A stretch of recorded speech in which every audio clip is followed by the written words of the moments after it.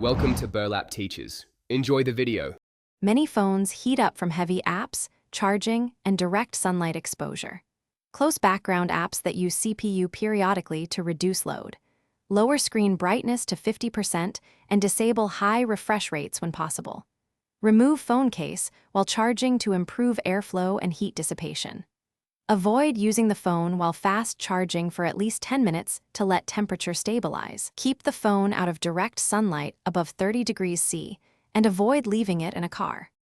Disable background app refresh and limit location use to reduce thermal load. Turn off Bluetooth and NFC when you do not need them to cut continuous processing. Enable optimized charging and update apps to reduce inefficient processor usage. Set screen timeout to 1 minute and reduce refresh rate when possible. Use original chargers and avoid cheap adapters or high-voltage cords to prevent excessive heat generation. Charge on a hard, flat surface and avoid soft bedding that traps heat.